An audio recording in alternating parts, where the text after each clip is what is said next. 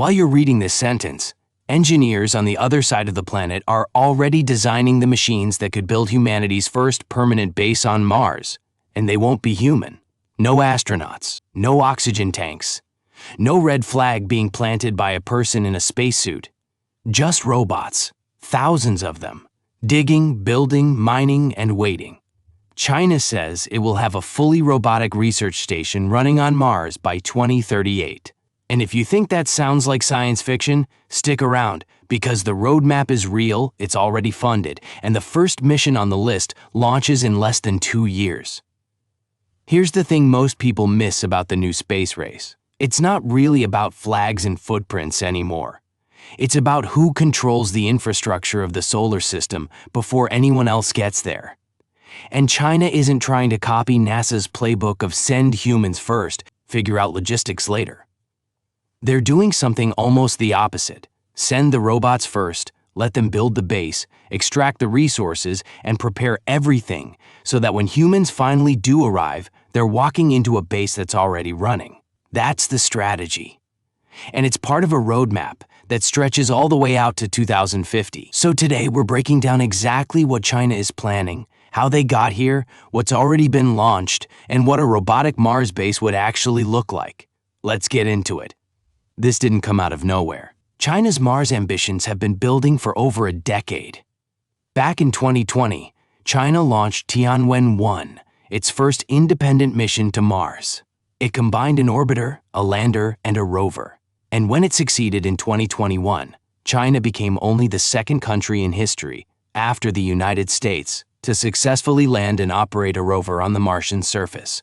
That single mission changed how seriously the world took China's space program. Then came the bigger announcements. Chinese officials floated plans for crewed missions to Mars, starting as early as the early 2030s, with a long-term goal of a permanently inhabited base extracting the planet's own resources, water, oxygen, even fuel, instead of hauling everything from Earth. But the real turning point came more recently. Earlier this year, the China National Space Administration unveiled an updated interplanetary roadmap, and it laid out something more specific and, honestly, more strategic than anyone expected.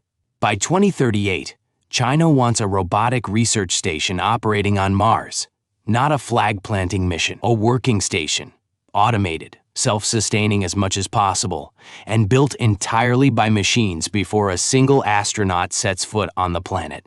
Before any base gets built, China has to prove it can do something no country has ever done, bring a piece of Mars back to Earth. That mission is called Tianwen-3, and it's already approved, funded, and scheduled to launch in late 2028, with samples expected to arrive back on Earth around 2031. Think about what that means. NASA and the European Space Agency have been trying to pull off a Mars sample return mission for years, and it's been delayed, scaled back, and restructured repeatedly due to cost and complexity. If China's mission succeeds on schedule, China could become the first nation ever to bring physical Martian samples home. That's not just a scientific win, it's a massive proof of concept. It tells the world China's engineers can land precisely on Mars, operate autonomously millions of miles from Earth, launch back off the surface, and navigate home. All the exact skills you'd need to build a base with robots, and no humans on site to fix things when they go wrong. So what happens after the sample return mission proves the tech works? This is where it gets interesting. The 2038 station is designed around something called In Situ Resource Utilization, ISRU for short.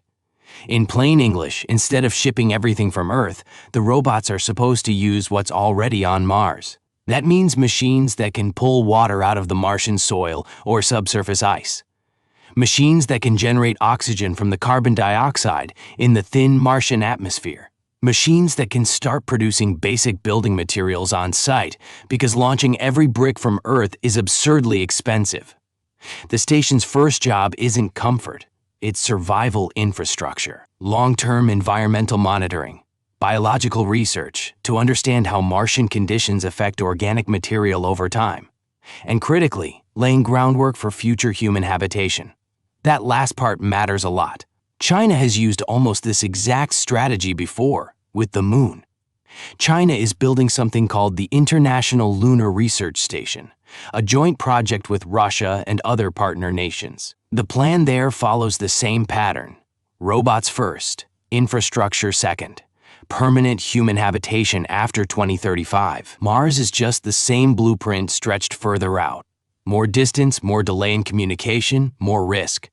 But the same underlying philosophy: don't send people into an environment that isn't ready for them. Send machines to make it ready first. It's methodical, it's slow, but it's also the kind of long-game thinking that's hard to compete with because it doesn't rely on any single dramatic launch succeeding. It's built in stages, each one funding and informing the next. Now, here's where it gets more complicated, because China isn't operating in a vacuum.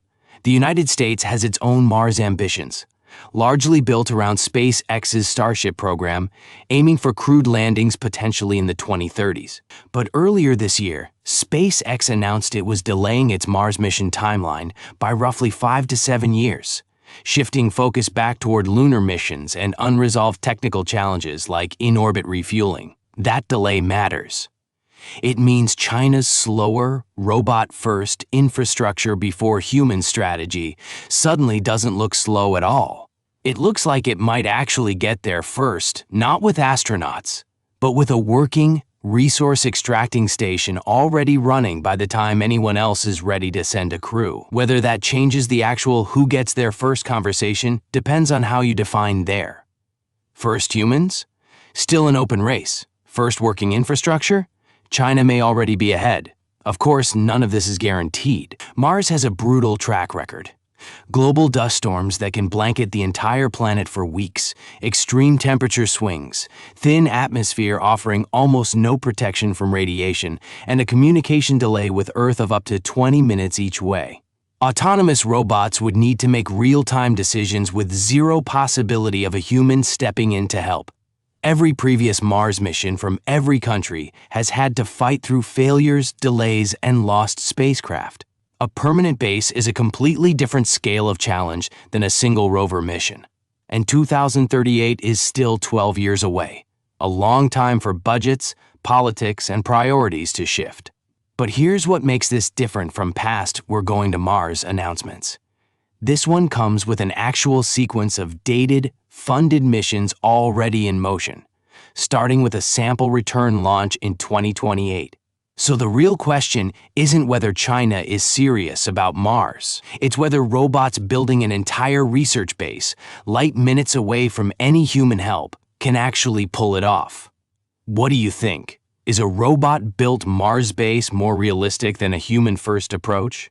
Drop your take in the comments, and subscribe if you want to be here when Tianwen 3 launches in 2028.